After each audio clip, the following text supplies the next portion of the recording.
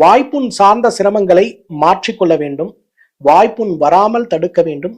அடிக்கடி ஏற்படுகின்ற வாய்ப்புண்ணை தவிர்க்க வேண்டும் அப்படின்னு வரும்போது ஒரு கஷாயமாக இல்லாமல் ஒரு உணவாக கரிசலாங்கண்ணி கீரை, வெள்ளை அல்லது மஞ்சள் எதுவாக இருந்தாலும் ஒரு கைப்பிடி எடுத்து அதை கீரை சமைப்பது போல அது கூடவே மிளகு, ஜீரகம், ஏலக்காய், கிராம்பு சேர்த்து சமைத்து அதை உணவாக வாரத்திற்கு ஒரு முறை இருமுறை சாப்பிடுகின்ற ஒரு வழக்கம் வைத்துக் கொண்டாலே மிகப்பெரிய அளவுல இந்த வாய்ப்புண் சார்ந்த சிரமங்கள் கொஞ்சம் கொஞ்சமாக குறைந்து கொண்டே வருவதையும், ஒரு நிலையில பித்தம் சார்ந்த காரணிகள் முற்றிலுமாக குறைக்கப்பட்டு தீராத வாய்ப்புண் நோய்களும் மிகப்பெரிய அளவில் மாறிவிடுவதையும் நம்ம பார்க்க முடியும். ஏன்னா வாய்ப்புண் அப்படிங்கிறது இன்றைக்கு வெறும் வாய் சார்ந்த விஷயமாக இல்லாமல் குடல் வயிற்றில் இருக்கக்கூடிய அமிலத்துடைய வெளிப்பாடாக இருக்கிறதுனால கொஞ்சம் கவனத்தோடு இதை கையாள முயற்சி பண்ணோம்னா வாய்ப்புண் நாளைக்கு வாய் சார்ந்த கட்டியாகவோ புற்றுநோயாகவோ மாறாமல் இருக்கும் அப்படிங்கிறத நம்ம புரிஞ்சுக்கணும்.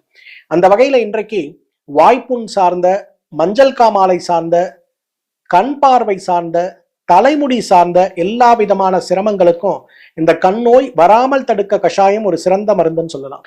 மஞ்சள் காமாலை நோய், ஈரல் சார்ந்த தொற்றுக்களால் ஏற்படுகின்ற மஞ்சள் காமாலை, பித்தப்பையில் இருக்கக்கூடிய கற்கள் அடைப்புகளால் ஏற்படுகின்ற மஞ்சள் காமாலை வரை இந்த மஞ்சள் காமாலை நோயை முழுமையாக தீர்த்து உடலை ஆரோக்கியப்படுத்த வேண்டும்ங்கிற முயற்சி வரும்போது அதற்கு உதவி செய்கின்ற அருமருந்தாக இந்த கரிசலாங்கண்ணி, மிளகு, ஜீரகம், ஏலக்காய், கிராம்பு கஷாயத்தை நம்ம சொல்லலாம்.